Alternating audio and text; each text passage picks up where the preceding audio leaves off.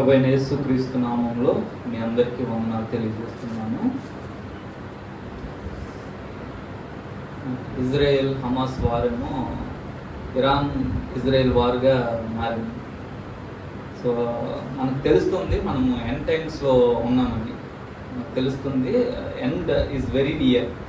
చాలా తొందరలోనే మనము సంఘం ఎత్తబడము, ప్రభు యొక్క రాకడను చూడబోతున్నామని మనకు అర్థమవుతా ఉంది. అయితే మత్తయి సువార్త 24వ అధ్యాయము 14వ వచనము మన ఎక్స్పెక్టేషన్స్కి కొంచెం బ్రేక్ వేస్తున్నట్టుగా కనిపిస్తుంది. ఒకసారి చూద్దాము. మత్తయి సువార్త 24వ అధ్యాయము 14వ వచనం. మరియు ఈ రాజ్య సువార్త సకల జనములకు సాక్షార్థమై లోకమందంతటను ప్రకటింపబడును, అటు తరువాత అంతము వచ్చును. మనము చివరి రోజుల్లో ఎండ్కి చాలా నియర్గా ఉన్నాము అని భావిస్తున్న ఈ తరుణంలో లేఖనం అంటుంది, అంతం రావాలంటే దానికంటే ముందు సువార్త లోకం అంతటా కూడా ప్రకటించబడాలని చెప్తుంది. సువార్త ఒకవేళ ప్రకటింపబడకపోతే ఎండ్ అనేది డిలే అవ్వచ్చు. ఈ వార్స్ ఇలా జరుగుతూనే ఉంటాయి, వచ్చేస్తాడని క్రైస్తవ సంఘము ఆశిస్తూ ఉంటుంది. కానీ ప్రభు యొక్క రాకడ ఆలస్యం అవుతూనే ఉండొచ్చు. కాబట్టి ఏంటంటే అంతాన్ని తీసుకురావడంలో క్రైస్తవుని బాధ్యత, దేవుని యొక్క రాకడను తీసుకొని రావడంలో క్రైస్తవుని యొక్క బాధ్యత సువార్త ప్రకటన. మనము సువార్త ప్రకటనలో నిమగ్నమై ఉండకపోతే, లేదంటే లోకమందంతటా సువార్త ప్రకటింపబడాలి అన్న ఈ లేఖనాన్ని మనం నెరవేర్చకపోతే దేవుని రాకడన్నది ఆలస్యమయ్యే పరిస్థితులు కనిపిస్తున్నాయి. సువార్త ప్రకటన ఎందుకు అంత ప్రాముఖ్యం అంటే, చూడండి, రోమిలకు రాసిన పత్రికలో సువార్త గురించిన మాట చెప్తున్నారు. రోమిలకు రాసిన పత్రిక 1వ అధ్యాయము 16వ వచనం. రోమిలకు రాసిన పత్రిక 1వ అధ్యాయము 16వ వచనం.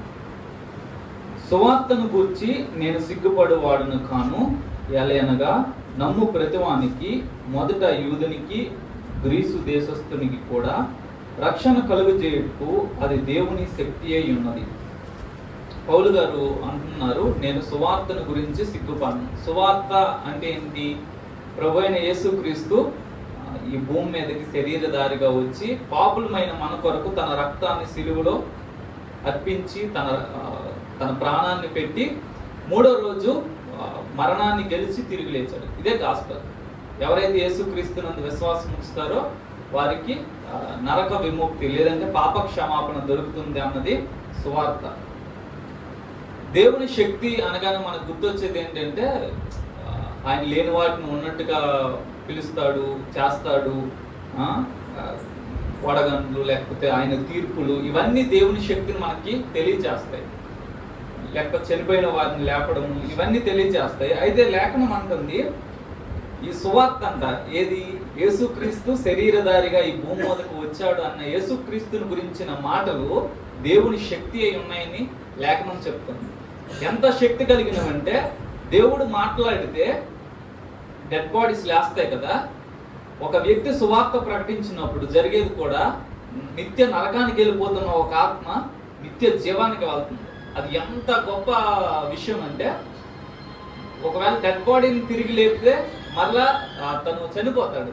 కానీ ఒక వ్యక్తిని సువార్త ద్వారా సంధించి ఆ వ్యక్తిని నిత్య జీవనంలోనికి నడిపించగలిగితే ఆ వ్యక్తి ఇంకెప్పటికీ చనిపోడు. సో సువార్త అనేది చూడడానికి చిన్న 2 మాటలా కనిపించవచ్చు, కానీ ఇందులో దేవుని యొక్క అనంతమైన శక్తి దాగి ఉంది. ఎంతటి శక్తి అంటే, నరకానికి విధింపబడిన వారిని, పాపానికి బానిసలైన వారిని విడుదల కలిగించి వారిని నిత్య జీవంలోనికి తీసుకెళ్ళగలిగేంత శక్తి.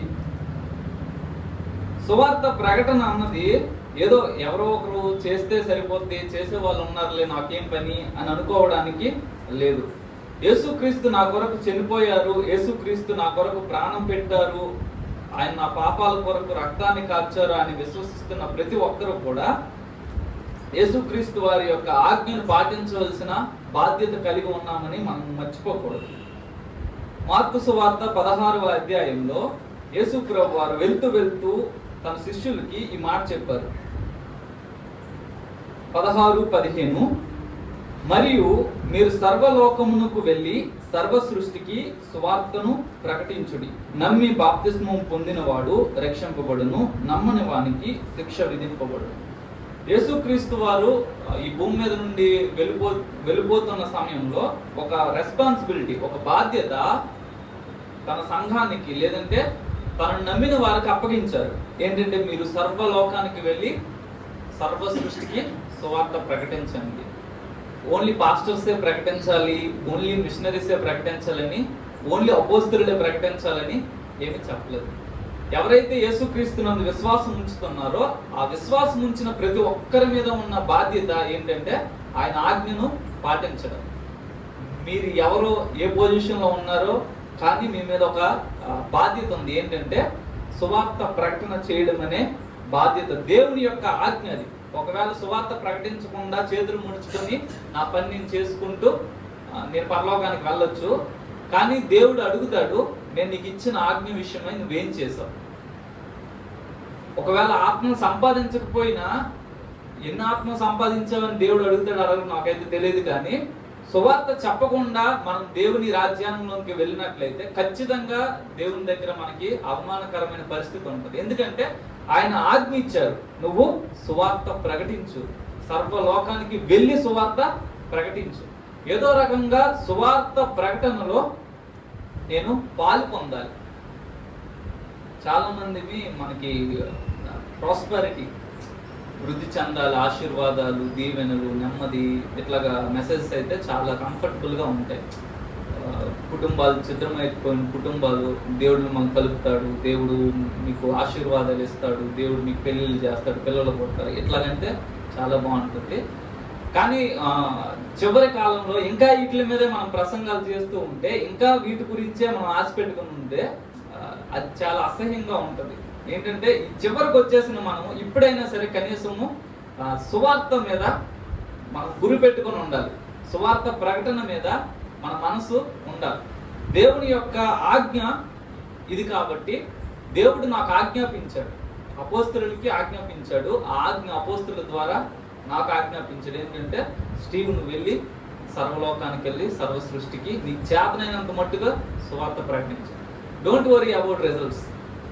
ఆ వ్యక్తి నమ్ముతాడా నమ్మడన్నది నీ బాధ్యత కానీ కాదు. చాలా మంది అడుగుతారు ఎన్ని ఆత్మను సంపాదించాలని. బహుశా మనము అందరము సోల్ విన్నర్స్ కాకపోవచ్చు, కానీ we can preach the gospel. సువార్త చెప్పడం వాళ్ళు ఎవరంటే సిగ్గుపడేవారు. సువార్త చెప్తే నన్ను ఒక మతానికి చెందిన వ్యక్తిగా వీళ్ళు ముద్ర వేస్తారు, లేకపోతే నేను ఒక దేవుని పూజిస్తున్న వాళ్ళుగా వీళ్ళు నన్ను పక్కన పెడతారనేసి సువార్త విషయంలో మనం చాలాసార్లు సిగ్గుపడతా ఉంటాం.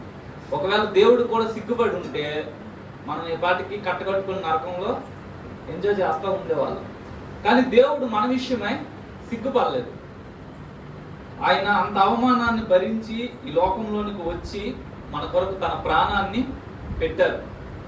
అంత చేశారు కాబట్టి ఆయన ఇచ్చిన ఆజ్ఞ, ఆయన గురించిన మాటలు ఏం జరిగిపోద్ది. నేను ఆయన గురించి నా కొలీగ్స్ మాట్లాడితే, అయ్యా ఒక విషయం మీతో చెప్పాలనే ప్రేరేపణ నాకు కలుగుతుంది, ఇన్ని రోజులు మీతో ఉన్నాను కానీ దేవుడు నాకు చెప్పాడు మీకు ఈ మాటలు చెప్పమని.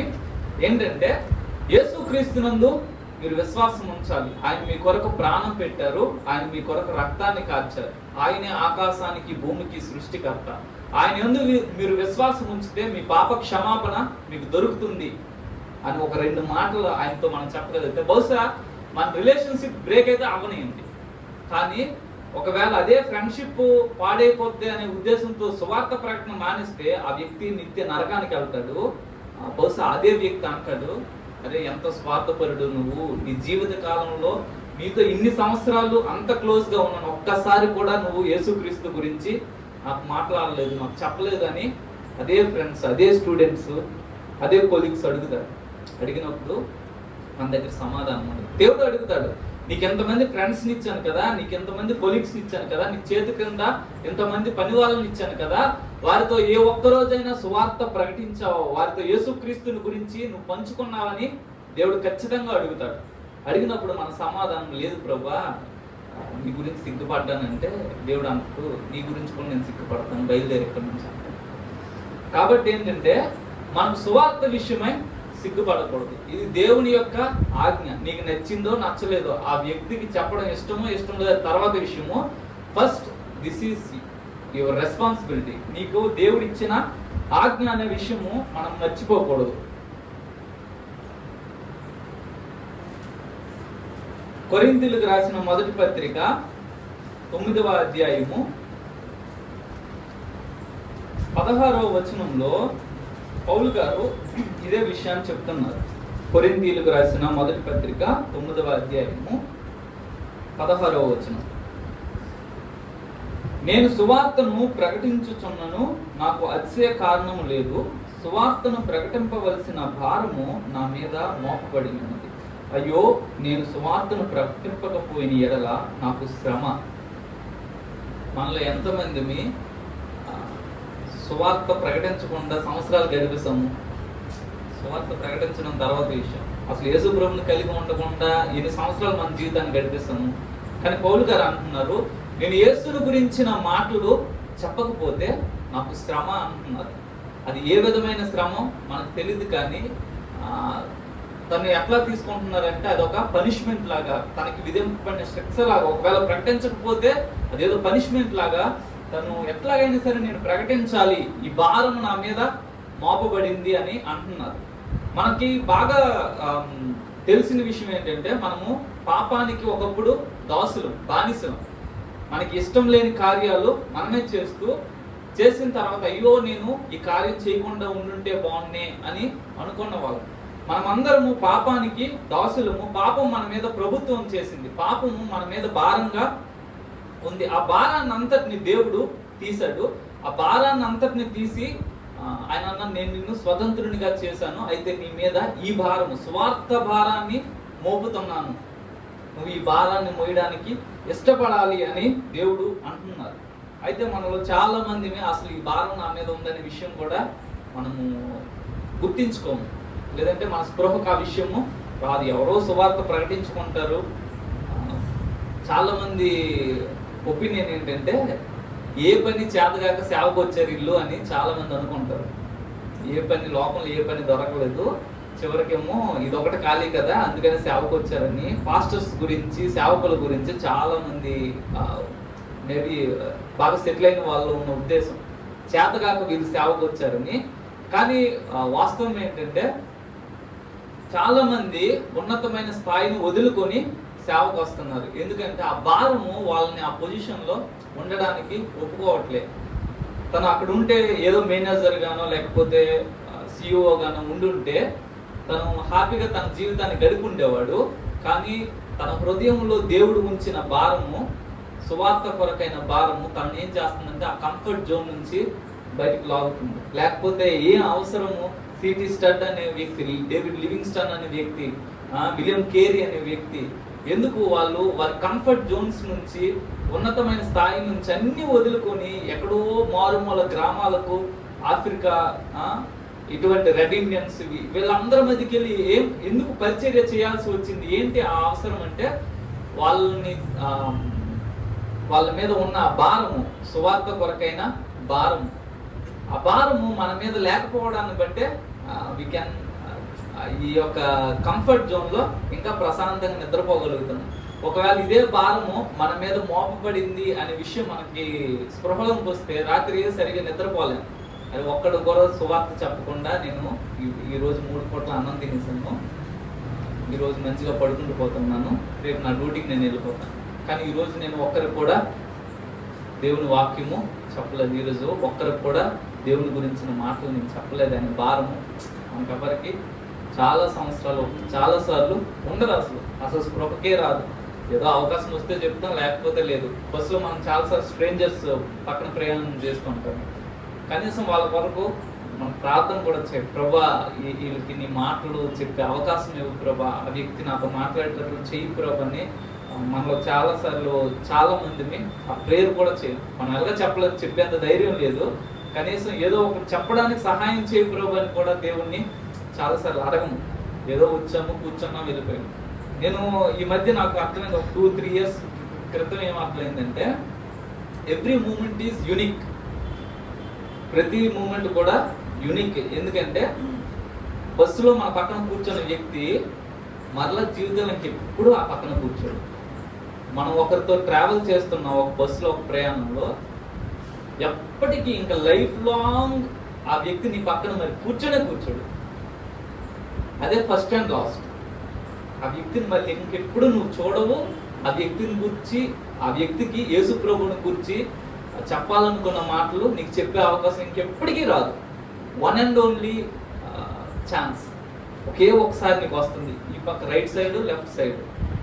అందుకే ఆ ప్రయాణం అయ్యే లోపు మనం దేవుని పాదాలు పట్టుకొని ఎట్లాగైనా సరే, ప్రభా ఈ వ్యక్తి దిగిపోయే లోపు నీ గురించి ఒక్క మాట అయినా చెప్పాలి. అట్లీస్ట్ దేవుని గురించిన ఆసక్తిని ఆ వ్యక్తిలో రేకెత్తించిన, ఒక ఆలోచన పెట్టినా తను కనీసం ఆలోచన చేస్తాడు. ఎవరున్నాడు దేవుడు, ఏం చేస్తాడు ఆయన నా కోసం, ఏం చేశారు ఆయన నా కోసం అని ఒక ఆలోచన అయినా మనం రేకెత్తించగలిగితే మనం కొంచెం సక్సీడ్ అయినట్టే. కానీ ఒకవేళ ఏదో తన ప్రయాణంలో తను ఉన్నారు, నా ప్రయాణంలో నేనున్నాను, ఇప్పుడు ఆయన డిస్టర్బ్ చేయడం ఎందుకని మనం అనుకుంటే ఆ వ్యక్తి నరకానికి వెళ్తాడు పక్కాగా. కానీ దేవుని తీర్పు ఎదుట మనం చాలాసార్లు సిగ్గుపడతాం. ఇలాంటి చాలా సందర్భాలను దేవుడు అడుగుతాడు. నువ్వేమో నిత్య జీవాన్ని కలిగి ఉన్నావు, ఆ వ్యక్తి ఏమో నిత్య నరకానికి వెళ్తున్నాడు. నీకు తెలిసిన ఈ మాటలు ఎందుకు నువ్వు చెప్పలేదు అని దేవుడు అడుగుతాడు. ఎందుకు నువ్వు అంత హృదయము కఠినమైపోయి బ్రతికావు? ఎందుకు నీ ఉద్యోగము నువ్వు అనుకొని, నీ కుటుంబం నువ్వు అనుకొని, నీ పరిస్థితులు నీవు అనుకొని ఎందుకు నీ జీవితాన్ని ఇలా సాగించావని దేవుడు ఖచ్చితంగా అడుగుతాడు.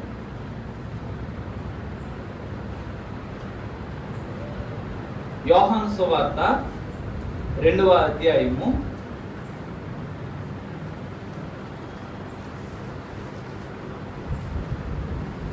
17వ వచనం. యోహాను సువార్త 2వ అధ్యాయము 17వ వచనం. ఆయన శిష్యులు, నీ ఇంటిని కూర్చిన ఆసక్తి నన్ను భక్షించునని వ్రాయబడి ఉన్నట్టు జ్ఞాపకము చేసుకొని. యేసు ప్రభు వారికంట దేవుని ఆలయమును గూర్చి, దేవుని ఇంటిని గూర్చిన ఒక ఆసక్తి ఉందంట. అది ఆయన తినేస్తుందంట. అందుకే ఆ మందిరంలో అన్యాయమైన పరిస్థితులు చూసినప్పుడు దాన్ని సహించలేకపోయారు.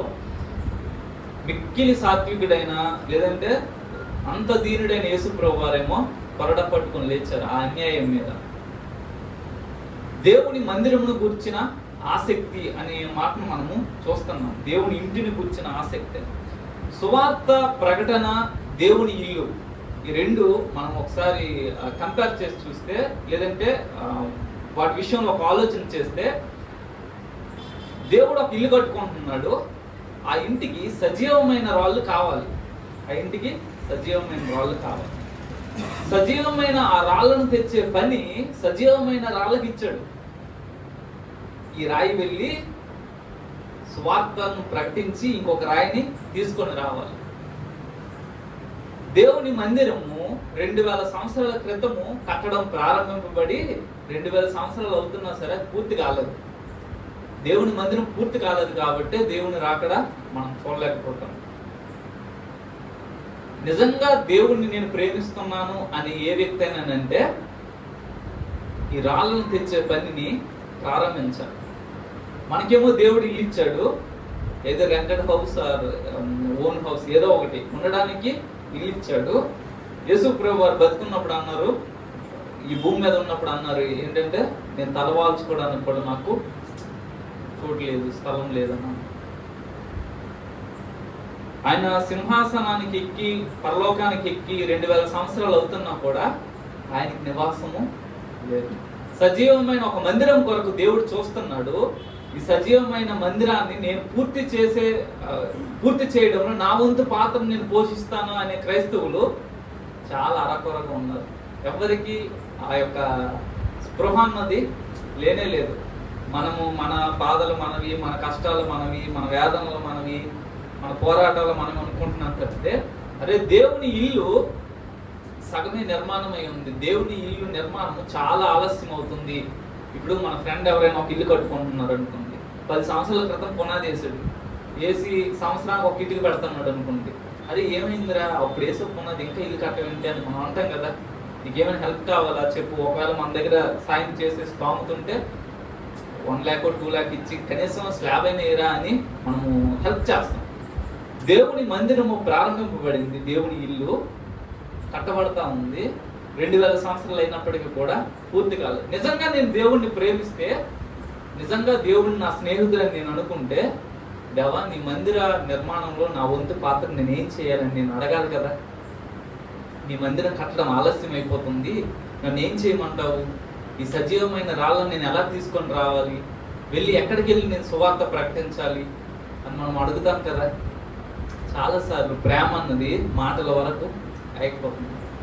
యేసయ్య నా కొరకు ప్రాణం పెట్టారు, యేసయ్య నా కొరకు రక్తాన్ని కాచారు, నేను రక్షింపబడ్డాను, అది చాలా సంతోషించదగిన విషయం. కానీ యేసయ్య ఇల్లు మాత్రం కట్టబడలేదు. ఆ ఇల్లు కట్టడంలో నా పాత్ర నేను పోషించట్లేదు. మంచి మంచి ప్రసంగాలన్నీ ఈరోజు మంచి ప్రసంగం విన్నాను అనేసి గుర్తుకు వెళ్ళి పండుకుంటూ పోతున్నాను. ఈరోజు మంచి మాటలు నేర్చుకున్నానని వెళ్ళి పండుకుంటూ పోతున్నాము. కానీ దేవుని మందిరం కట్టబడట్లేదు. ఎందుకు కట్టబడట్లేదంటే దేవుని స్నేహితుడు ఆయనకి హెల్ప్ చేయట్లేదు. దేవుని నమ్మిన వాళ్ళు వాళ్ళ పనుల్లో వాళ్ళు బిజీగా ఉండి దేవుని యొక్క ఇంటి కొరకైనా ప్రయాసను పంచుకోవడానికి ఇష్టపడట్లేదు. కాబట్టి ఏంటంటే నిజంగా మనం దేవుని ప్రేమిస్తే ఏదో ఒక ప్రసంగం వినడానికి వచ్చాం, ఆదివారం వచ్చింది ప్రసంగం విన్నాం వెళ్ళిపోయాము అని కాకుండా, దేవుని ఇంటి నిర్మాణంలో నేను ఏదో ఒక పాత్ర కనీసం ఒక 5-6 ఇటుకలనైనా తీసుకొని వస్తాను. లేదు నువ్వు చెప్పు నేను ఏ విధంగా నీకు సహాయపడగలను, నా వంతు ప్రయత్నం నేను చేస్తానని మనం దేవుని సన్నిధిలో అడగాల్సిన వాళ్ళమే ఉన్నాం. లేదంటే మన ప్రేమ, మనము చెప్పే స్థుతులు, మనం చేసే ప్రార్థనలన్నీ కూడా పెద్ద పంటసున్నా ఊరకనే మనం సాటిస్ఫాక్షన్ ఇచ్చుకోవడం తప్పితే దేవుడు అప్రిషియేట్ చేయడు. ఇప్పుడు దేవునికి మనకి ఆయన నీడేంటో తెలిసిన ఆయనకి తెలిసింది అనుకోండి, తెలిసి కూడా మనం అది పక్కన పెట్టేసి దేవుని మంచోడివి, నువ్వు నాకు ఇన్ని మేలు చేసావు అది ఇది అనేసి అంటే దేవుడు ఏం పొంగిపోడు. మనుషులు మేబీ పొంగిపోవచ్చు, కానీ ఆ నీడ్ను మనం గుర్తించకుండా ఆ నీడ్ కొరకు మనం చేయాల్సిన దేవుడు ఎప్పుడు కూడా నువ్వు ఆఫ్రికా వెళ్ళిపోయి సువార్త చెప్పని మనకు చెప్పడు. మనం చేయగలిగిన పని కనీసం నేనేమంటున్నానంటే ఆ ఆసక్తి కూడా మనకు లేకపోతే మనల్ని మనం క్రైస్తవులు అని చెప్పుకోవడానికి సిగ్గుపడాలి. ప్రౌడ్గా బీసీసీ నేను క్రిస్టియన్ని అని చెప్పుకోవచ్చు, కానీ దేవుని మందిరం విషయంలో సంఘ విస్తరణ లేదు, దేవుడి రాజ్య విస్తరణలో ఆసక్తి నాకు లేకపోతే, ఆ స్టోన్ కొరకైన ఆసక్తి నాకు లేకపోతే దేవుడు నా విషయంలో బాధపడతాడు. నేను చెప్తున్న మాటలు దేవుడు హర్షించడు. అపోస్తల కార్యాలు 16వ అధ్యాయము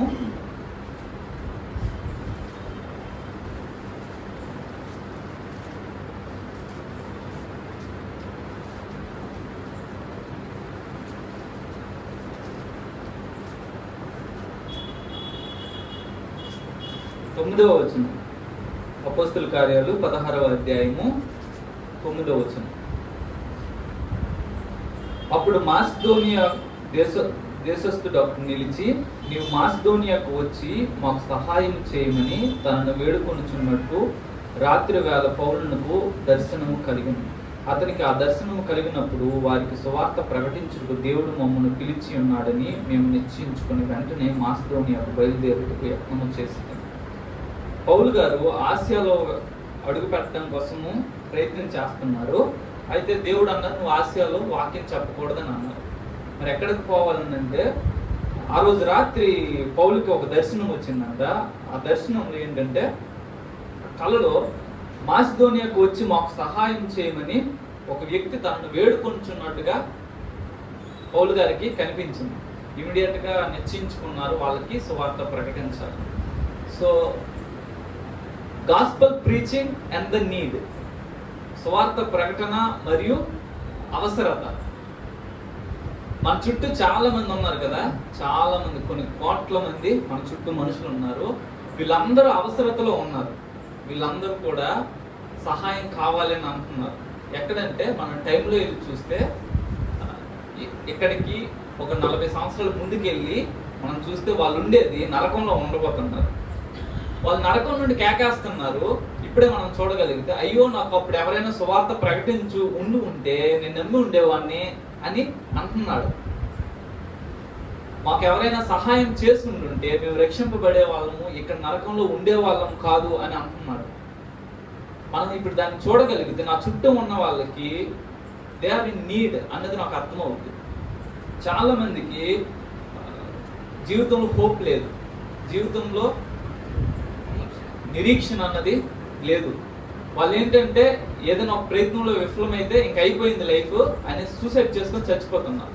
ఒకవేళ వారికి కానీ యేసుక్రీస్తు ద్వారా నిరీక్షణ ఉంది అని చెప్పగలిగితే వాళ్ళు ఆ యొక్క ఆత్మహత్య అనే ప్రేరేపణకు లొంగిపోరు. సో మన చుట్టూ ఉన్న ప్రజలు అడుగుతున్నారు మాకు సహాయం చేయండి అని. మనం ఎవరికి ఏ వ్యక్తికైనా చేయగలిగిన గొప్ప సహాయం ఏంటంటే సువార్త ప్రకటన. మనం ఒక వ్యక్తికి అన్నం ఇచ్చి నేను ఈరోజు ఒక వ్యక్తికి అన్నం పెట్టానని ప్రౌడ్గా ఫీల్ అవ్వచ్చు. ఒక వ్యక్తికి 100 రూపాయలు దానం ఇచ్చి నేను ఈరోజు ఒక వ్యక్తికి 100 రూపాయలు దానం ఇచ్చానని ప్రౌడ్గా ఫీల్ అవ్వచ్చు. కానీ అవేవి కూడా సువార్త ప్రకటనతో కంపేర్ కాదు. నేను అన్నం ఇచ్చి దేవుని మాట చెప్పకపోతే ఆ ఇచ్చిన అన్నం వేస్ట్. నేను డబ్బులు ఇచ్చి దేవుని మాట చెప్పకపోతే ఇచ్చిన డబ్బులు వేస్ట్. ఆ వ్యక్తి నరకానికి వెళ్ళిపోతున్నాడు, ఆ వ్యక్తి అవసరతలో ఉన్నాడు, ఆ వ్యక్తి బహుశా ఆ మూమెంట్లో నిన్ను అర్థిస్తున్నాడు, నాకు సువార్త ప్రకటించు, నేను యేసుక్రీస్తుని నమ్ముకుంటాను. సో మనకి ఇవ్వబడిన మనకు వస్తున్న ప్రతి వ్యక్తి కూడా they are telling that we are in need. మేము అవసరతలో ఉన్నాము, మేము మీ సహాయార్థమై అర్థిస్తున్నాము, మాకు సహాయం చేయండి అని వాళ్ళు మనల్ని వేడుకుంటున్నారు. ఈ యొక్క మాటలు ఏవైతే వాళ్ళని రక్షించగలవో, ఏవైతే సువార్త, ఆ సువార్తను వారికి చెప్పడం ద్వారా, వారికి ప్రకటించడం ద్వారా వారికి మనం సహాయం చేసిన వాళ్ళము అవుతాం. మనకి పౌలుకి ఇచ్చినట్లుగా దేవుడు ఒక దర్శనాన్ని ఇస్తాడు, అప్పుడు నేను వెళ్తాను అని మనము అనకూడదు. మనకు తెలుస్తుంది లేఖనాల్లో ఈ వ్యక్తికి వచ్చిన కళ అక్కడ వాక్యం చెప్పలేదు. చూడండి, పౌలు గారు ఎప్పుడు కూడా దేవుడు ఒక ఆర్డర్ ఇస్తాడనేసి కాచుకొని కూర్చోలేదు. ఆసియాలో అడుగుపెట్టడానికి ప్రయత్నం చేశారు, దేవుడు వెళ్ళనివ్వలేదని ఉంది, అంతేగాని వేరే దగ్గరికి వెళ్ళని చెప్పలేదు. ఇంకోసారి ప్రయత్నం చేశారు, అప్పుడు కూడా ఇంకో ప్లేస్లోనికి వెళ్ళనివ్వలేదు. సో మనం ఏం చేయాలంటే దేవుడు నాకు ఒక నేను కూడా సేవలకు రాకముందు ఇలా అనేవాడిని, దేవుని పిలుపు నాకు ఉంది, కానీ ఏ ప్లేస్కి వెళ్ళాలో దేవుడు ఖచ్చితంగా చెప్పాలి, అప్పుడు నేను సేవకు వెళ్తానని. దేవుడు ఎప్పుడు కూడా అందరికీ ఇదే ప్రొసీజర్ ఉండదు అని నేను అనుకుంటాను. అందరికి ఒక ప్లేస్ చెప్పి ఈ ప్లేస్కి వెళ్ళి సేవ చేయని చెప్పడు. మనం ఏం చేయాలంటే ప్రొసీడ్ అవుతూ ఉండాలి, సేవకి ముందుకు సాగుతూ ఉండాలి. అక్కడ దేవుడు బ్రేక్స్ వేస్తూ ఉంటాడు, నువ్వు ఇటు వెళ్ళకూడదు, అటు వెళ్ళాలి, అటు వెళ్ళకూడదు, ఇటు వెళ్ళాలి. నేను సేవకు వచ్చినాక కూడా వేరే దీంట్లోకి వెళ్దామనేసి రిజైన్ చేసేద్దామనేసి సేవకు వచ్చిన ఒక 3 నెలలకి బ్లెస్సింగ్ యూత్ మిషన్ రిజైన్ చేసి వేరే ఆర్గనైజేషన్లో జాయిన్ అవుదామనేసి ఆలోచించుకుంటున్నాను. దేవుడు నాతో ఒక వ్యక్తి ద్వారా, ఒక మిషనరీ ద్వారా మాట్లాడుతున్నారు. ఆయన ప్రార్థన చేస్తున్నప్పుడు చెప్పారు, Stephen don't think about resignation, for time being you have to be here, నువ్వు ఇక్కడ ఉండాలి అనేసి ఆయన చెప్పారు. సో ఏంటంటే దేవుడు మనల్ని నడిపిస్తూ ఉంటారు, అంతేకాని దేవుడు నాకు ఒక దర్శనం ఇస్తాడు నేను వెళ్ళి సువార్త ప్రకటన చేస్తానని ఆ ఫూలిష్ టాక్ మనకి రాకూడదు. నేను సువార్త ప్రకటించడానికి నా వంతు ప్రయత్నము, నా ప్రయాస నేను పడతాను. దేవుడు కొన్ని చోట్లకి నన్ను వెళ్ళనివ్వకుండా ఆయన ఆటంకాలు సృష్టించి వేరొక మార్గం నన్ను వాడుకోవచ్చు. కాబట్టి ఏంటంటే మన చుట్టూ అవసరతలో ఉన్న ప్రజలు ఉన్నారు, వారికి సువార్త ప్రకటించాల్సిన బాధ్యత మన మీద ఉంది, అవసరాన్ని తీర్చగలిగే సామర్థ్యత మన దగ్గర ఉంది. దేవుడు నాకు దర్శనం ఇస్తే వాళ్ళ దగ్గరికి వెళ్తాను అని నేను ఉండకూడదు. నేను వారికి సహాయం చేయడానికి నా వంతు ప్రయత్నం నేను చేయాలి. ఆ ప్రయత్నాలు విఫలమైతే ఇంకొక రకంగా దేవుడు నన్ను వాడుకుంటారు, అంతేకాని ఒక క్లియర్ కట్ బ్లూ ప్రింట్ వచ్చిన తర్వాత ప్రొసీడ్ అవుతానంటే మనం ముసలైపోయి పాడి కట్టాలి తప్పితే ఎవరు ఎప్పటికీ కూడా మనము సేవకు వెళ్ళే లేకపోతే సువార్త ప్రకటించే అవకాశం ఉంటూనే ఉండదు. ఇదే అపోస్తుల కార్యాలు 5వ అధ్యాయము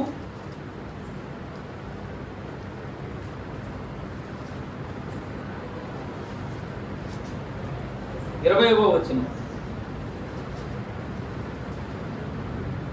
ఈ జీవమును గూర్చిన మాటలన్నీ ప్రజలతో చెప్పుడని వారితో అనెను. ముందు వచనం చూస్తే, అయితే ప్రభువు దూత రాత్రి వేళ ఆ చెరసాల తలుపులు తీసి వారిని వెలుపలకు తీసుకొని వచ్చి, మీరు వెళ్ళి దేవాలయంలో నిలువబడి ఈ జీవమును గూర్చిన మాటలన్నీ ప్రజలతో చెప్పుడని వారితో అనెను. అపోస్తలులందరినీ ప్రధాన యాజకులు సదుకాయలు ఏం చేశారంటే జైల్లో వేస్తారు. 12 మంది అపోస్తలను జైల్లో వేసి ఇంక వీళ్ళ పని అయిపోయింది అనేసి అనుకున్నారు. దేవుని దూత వచ్చి ఓపెన్ చేసి వాళ్ళకి చెప్తున్నారు, మీరు వెళ్ళి ఈ జీవాన్ని గురించిన మాటలు ప్రకటించండి. ఒకవేళ అపోస్తలు అదే చెరసాల్లో ఉండుంటే కొన్ని రోజులు చంపేసి ఉండేవారేమో. కానీ దేవుడు ఆ మరణకరమైన పరిస్థితి నుంచి విడిపించి వాళ్ళకు ఒక ఆజ్ఞ చెప్తున్నారు. మీరు ఈ మాటలు చెప్పినందుకు జైలుకి వచ్చారు కదా, జైలు నుండి మిమ్మల్ని విడిపిస్తున్నాను, ఇవే మాటలు చెప్పండి. మనం ఎప్పుడో చచ్చిపోవలసిన వాళ్ళం కదా, చాలాసార్లు మనకి యాక్సిడెంట్స్ అయ్యాయి, మనకు రోగాలు వచ్చాయి, మన మీద చాలా మంది కొన్నిసార్లు మంత్ర ప్రయోగాలు, లేకపోతే మన హత్య యత్నాలు ఇవన్నీ మన మీద చేస్తున్నారు. ఇవన్నీ తప్పించుకొని బ్రతుకున్నాం కదా. దేనికున్నాం బ్రతికి అని అంటే, దేవుడు అంటున్నారు, నేను తప్పించింది ఈ జీవాన్ని గురించిన మాటలు నువ్వు చెప్పాలి. దేవుడు నా పట్ల మహాకృప చూపించాడు, నన్ను వీటన్నిటి నుంచి తప్పించాడని మనం దేవుడికి థ్యాంక్స్ చెప్తాం. కానీ నువ్వు థ్యాంక్స్ చెప్తావని కాదు దేవుడు నిన్ను తప్పించింది, నువ్వేదో కానుకేస్తావని కాదు దేవుడు నిన్ను తప్పించింది. దేవుడు నిన్ను తప్పించిన ఉద్దేశం ఏంటంటే, నీకు తెలిసిన నిత్య జీవపు మాటలను నువ్వు తీసుకెళ్ళి పంచాలి, నువ్వు ప్రకటించాలి. ఆ ఒక్క పర్పస్ కోసమే డెత్ బెడ్ లో ఉన్న నిన్ను దేవుడు లేపాడు. మరణానికి అప్పగింపబడిన నిన్ను దేవుడు బ్రతికించాడు. ఎన్నో కుట్రల నుంచి దేవుడు నిన్ను బయటికి లాగాడు. నీ మీద చాలా మంది చేసిన దాడుల నుంచి దేవుడు నిన్ను బ్రతికించింది దేనికనంటే, మంచిగా వండుకొని తిని పడుకోవడానికి అనే కాదు. ఖచ్చితంగా జీవాన్ని గురించిన మాటలను మనము లోకంలో ప్రకటించడానికే దేవుడు ఇంకా నాకు ఆయుష్ ఇచ్చారు. లేకపోతే ఎంతో మంది సెకండ్కి 2 చనిపోతున్నారు. నేను ఎందుకు ఇంకా బ్రతుకుండాలి, ఆ ఇద్దరులో నేను ఎందుకు ఉండకూడదు అంటే, దేర్ ఇస్ ఎ పర్పస్. మీ ద్వారా నిత్య జీవపు మాటలు జీవము లేని మరణానికి బందీలై ఉన్న ప్రజలకు ప్రకటింపబడాలని దేవుని చిత్తమై ఉంది. అందుకనే దేవుడు ఇంకా నిన్ను మరణకరమైన అపాయకరమైన అన్ని పరిస్థితుల నుంచి కాపాడారు.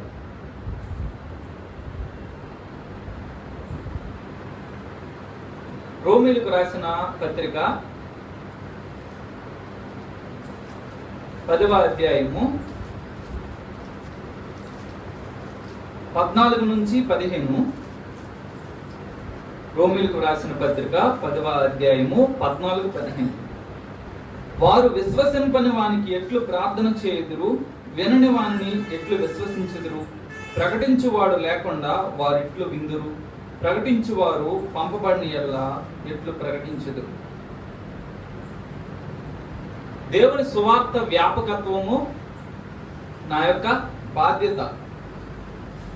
చూడండి, అనేక మంది విశ్వసించాలని దేవుడు ఆశిస్తున్నారు, అందరూ రక్షణ పొందాలని దేవుడు ఆశిస్తున్నారు. ఆ పై వచనంలో చూస్తే, ప్రభువు నామమును బట్టి ప్రార్థన చేయువాడెవడో వాడు రక్షింపబడును. ఎవరైతే యేసుక్రీస్తు నామంలో ప్రార్థన చేస్తారో వాళ్ళకి రక్షణ వస్తుందంట.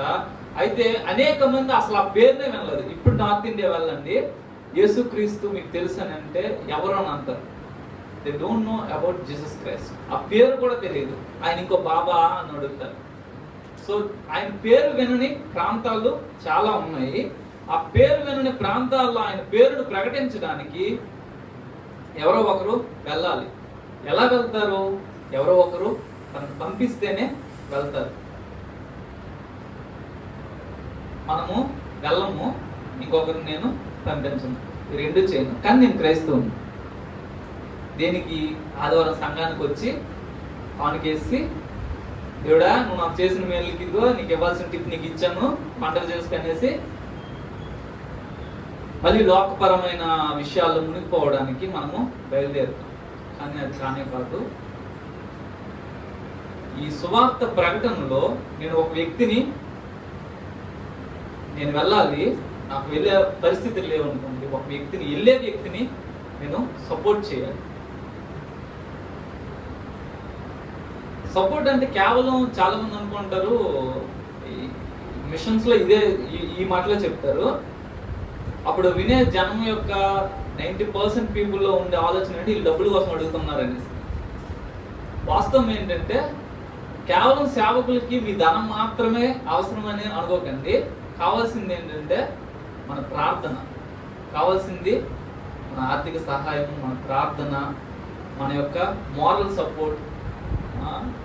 ఎంతమంది సేవకులు బాగా డిప్రెస్ అయ్యి ఉన్నారన్నప్పుడు వెళ్ళి, అయ్యా మీరు ఈరోజు ఈ మధ్య కొంచెం భావంగా కనిపిస్తున్నారు, ఏమైంది అయ్యా అని అడిగారు. ఎప్పుడు వాళ్ళ ఇంటి పరిస్థితులు మనకు తెలిసినప్పుడు, అయ్యా మీ ఇంట్లో ఇట్లాగా ఉందంట, ఇప్పుడు ఎలా ఉన్నారని అడిగాము.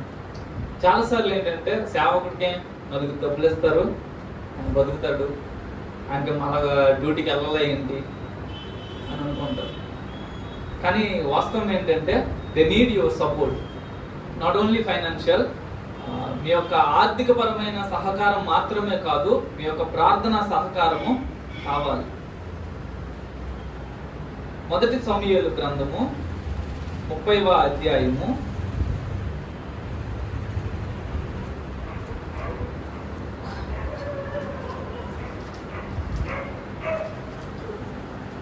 24వ వచనం.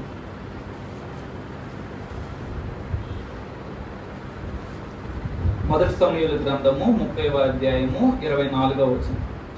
మీరు చెప్పినది ఎవరు ఒప్పుకొందురు? యుద్ధమునకు పోయిన వాని భాగం ఎంతో, సామాను వద్ద నిలిచిన వాని భాగము అంతే అని వాడుక మాట. అందరూ సమముగానే పాలు పంచుకొందురు కదా. కావున నాటి నుండి నేటి వరకు దావీదు ఇశ్రాయేలీయుల్లో అట్టి పంపకము కట్టడగాను న్యాయ విధిగాను ఏర్పరిచి నియమించారు. స్ట్రేంజ్ థింగ్, మనుషులు ఎవరు ఒప్పుకోవడానికి ఇష్టపడని ఒక విషయాన్ని చెప్తున్నారు. ఏంటంటే ఒకడు వెళ్ళేమో ప్రాణాలకు తెగించి పోరాడుతున్నాడు, ఇంకొకడేమో ఆ వ్యక్తి యొక్క సామాగ్రి దగ్గర కాపలా ఉంటున్నాడు. ఈయన ప్రాణాలకు వచ్చిన ముప్పేమీ లేదు, ఆ వ్యక్తి ఏమో ప్రాణాలకు తెగించి కాపాడుతున్నాడు. అయితే రివార్డ్ విషయంలో ఇద్దరికి సేమ్ రివార్డ్ అంట. చాలా స్ట్రేంజ్ థింగ్. ఒక మనిషే, ఒక రాజు, రాజు అయిన దావీదు ఈ విధంగా ఆలోచన చేస్తే చూడండి, మనం సేవకు వెళ్ళలేదు, సువార్త ప్రకటనకి మనం వెళ్ళలేకపోయాము, ఏవేవో పరిస్థితులు. కానీ వెళ్ళే వారి వరకు మనం ప్రార్థన చేసాము, వాళ్ళకి మనం సపోర్ట్ ఇచ్చాము. దేవుడు రేపు రివార్డ్ ఇస్తున్నప్పుడు అంట, ఇంతమందిని నువ్వు సంపాదించావని ఈ ఒక్క వ్యక్తికే కాదు, ఈ ఒక్క వ్యక్తి వెనకాతలు ఎంతమంది తల్లులు, ఎంతమంది తండ్రులు కన్నీరు కార్చారో, ఎంతమంది వారి గుప్పులను విప్పారో, ఎంతమంది వారికి సపోర్ట్ ఇచ్చారో, వాళ్ళందరికీ ఈ యొక్క పనిలో భాగము, ఈ యొక్క ప్రతిఫలంలో భాగం ఇస్తారు. రివార్డ్ కేవలం సేవకులకు మాత్రమే కాదు.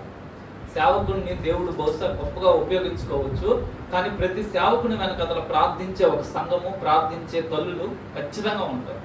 ఎవరి ప్రార్థన లేకుండా ఒంటి అభిషేకంతో నేను వెళ్ళి చేస్తాననే సేవకుడు ఈ భూమి మీద ఎవడు ఉంటాడు.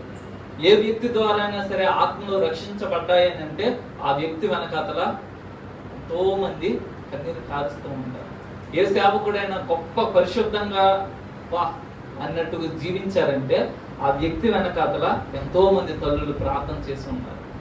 ఎవరి ప్రార్థన లేకుండా ఒక సేవకుడు పరిశుద్ధంగా ఉండడం కూడా కుదరదు. ఎవరు ప్రార్థించకుండా తనే యూసిఫ్లా నిలబడిపోవడం కూడా కుదరదు. తన మీద జరుగుతున్న దాడికి తను నిలబడ్డాడనంటే అనేక మంది తన వెనకాతల ప్రార్థన చేస్తున్నారని అర్థం. కాబట్టి రేపు దేవుని ఎదుట ప్రతిఫలం పొందేటప్పుడు నాకు కూడా ఏదో ఒక భాగం రావాలి అని ఎవరైనా ఆశపెడితే, దేవుడిచ్చే ఆ కిరీటంలో నాకు కూడా భాగం ఉండాలి, దేవుడిచ్చే ఆ బహుమానంలో నాకు కూడా భాగం ఉండాలి అంటే, నువ్వు నేరుగా వెళ్ళి సువార్త ప్రకటించకపోయినా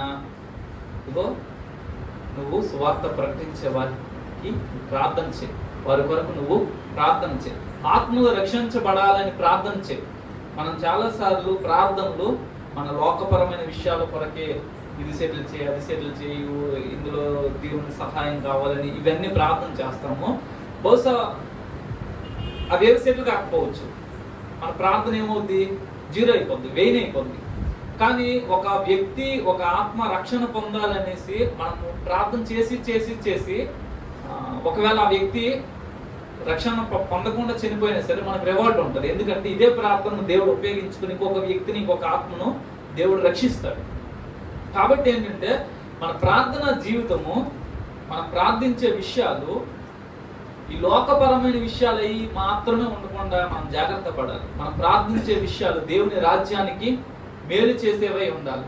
అనేక మంది ఆత్మలు రక్షణ పొందేటట్లుగా, అనేక మంది ఆత్మల కొరకు మనము ప్రార్థించే వారంగా ఉండాలి.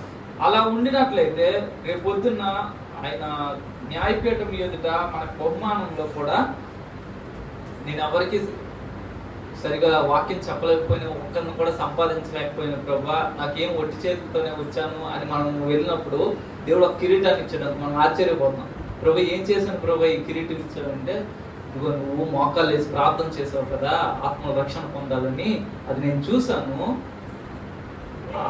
ఆ ప్రార్థన ద్వారా పొందిన రక్షణ పొందిన ఆత్మల యొక్క బహుమానం ఇది నీ కొరకు అనేసి దేవుడు మనకి ఇవ్వచ్చు. కాబట్టి ఒక మనిషే ఇలా ఆలోచిస్తే దేవుడు ఖచ్చితంగా ఎందుకంటే ఉన్నతంగా ఆలోచన చేస్తాడు. కాబట్టి నాకు సువార్త ప్రకటించే అవకాశాలు లేవు, నేను వెళ్ళలేకపోయాను, నేను చేయలేకపోయాను, ఇంక అయిపోయింది నా జీవితం అని అనుకోవడానికి లేనే లేదు. నువ్వు ప్రార్థన చేయగలవు కదా. సువార్త వీళ్ళు ప్రకటిస్తే నిన్ను కొడతారు, కానీ నువ్వు మోకరించి ప్రార్థన చేస్తే ఎవరు కొట్టరు కదా. ఈ సాకులు చెప్పే బ్యాచ్ ఎవరంటే పక్కా సోమరులు, పక్కా దేవుడు అంటే ఆసక్తి, దేవుని రాజ్యం అంటే ఆసక్తి అస్సలు లేని వాళ్ళు, వాళ్ళ కడుపే వాళ్ళ దేవుడు అంటారు కదా, ఆ బ్యాచ్ చెప్తారు సాకులు. ఎందుకు సువార్తకి వెళ్ళలేదంటే ఇంట్లో పరిస్థితి. అవును నువ్వు వెళ్ళదు కదా, మరి ప్రార్థన ఎందుకు చేయలేని మనిషి జీవితానికి ఇలా గడిపేసి రేపు న్యాయపీఠం ఏదంటే నిలబడతాం. చివరిగా ఒక మాటని చెప్పి నేను ముగిస్తాను. ఫిలిప్పీలకు రాసిన పత్రిక 4వ అధ్యాయము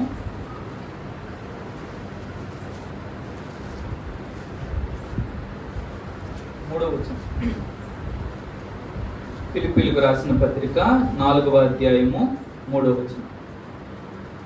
అవును నిజమైన సహకారి ఆ స్త్రీలు క్లెమెంతుతోనూ నా ఇతర సహకారులతోనూ సువార్త పనిలో నాతో కూడా ప్రయాసపడినవారు కనుక వారికి సహాయం చేయమని నిన్ను వేడుకొనుచున్నాను. ఆ సహకారుల పేర్లు జీవ గ్రంథమందు వ్రాయబడి ఉంటాయి. సువార్త పనిలో ఎవరైతే సహాయకులుగా ఉంటారో దేవుడు అంటున్నారు మీ పేర్లు జీవ గ్రంథం. నా పేరు ఉందో లేదో నాకు తెలియదు అని చాలా మంది అనుకుంటారు కదా. మీరు సువార్త పనిలో ప్రయాసపడండి. దేవుడు అంటున్నారు మీ పేర్లు జీవ గ్రంథంలో లిఖితమై ఉన్నాయి. మనకందరికీ సమస్యలు ఉన్నాయి, సమస్యలు లేవు అన్నోళ్ళు ఎవరో ఉన్నారు. ప్రతి కుటుంబంలోని ఏదో ఒక సమస్య, ఏదో ఒక లోటు ఉంటూనే ఉంటుంది. వీటిలన్నిటికంటే పెద్ద సమస్య ఏంటంటే మనుషులు నరకానికి వెళ్ళిపోతున్నారు. కాబట్టి మన సమస్యలన్నీ పక్కన పెట్టి ఆ ఒక్క సమస్య కొరకు మనం అందరము పని చేయాలి, ప్రార్థన చేయాలి. మనం విన్న వాక్యాలు, మనము వినే ప్రసంగాలు, చదివే బైబిల్, చదివే ఆత్మీయ పుస్తకాలు, సువార్త ప్రకటన వైపు మనం నడిపించకపోతే జస్ట్ స్పెండింగ్ యువర్ టైం, ఏదో కాలక్షేపం చేస్తున్నాం అంతే. కానీ వాస్తవానికి నువ్వు వాక్యాన్ని వింటున్న వ్యక్తి కాదు.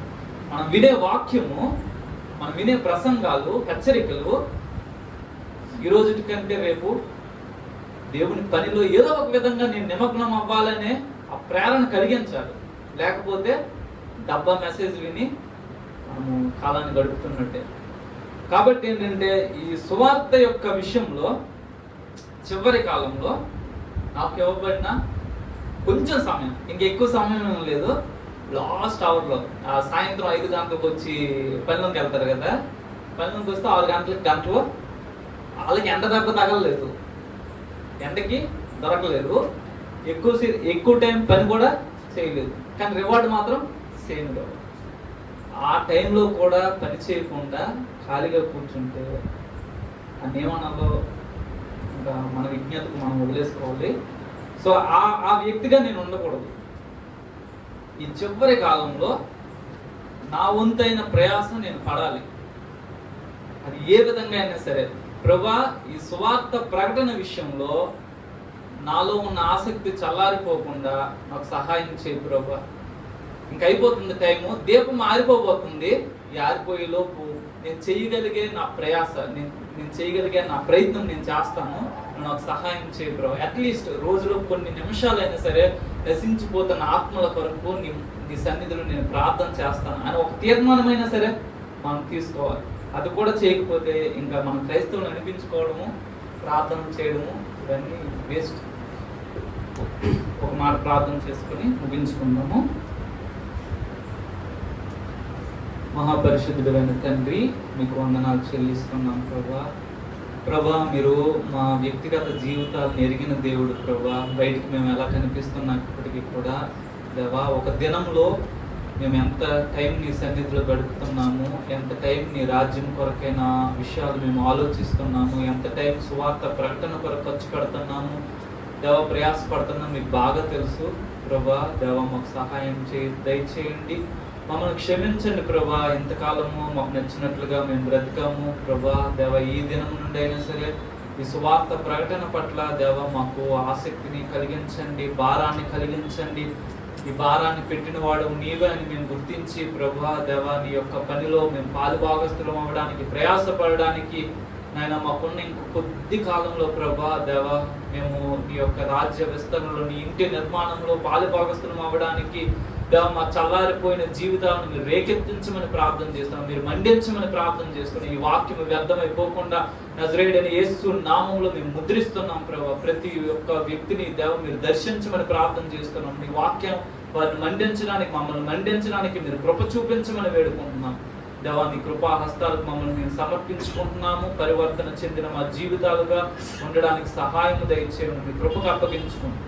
మా ప్రభువును రక్షకుడైన యేసు నామమున ప్రార్థన చేస్తున్నాం తండ్రి.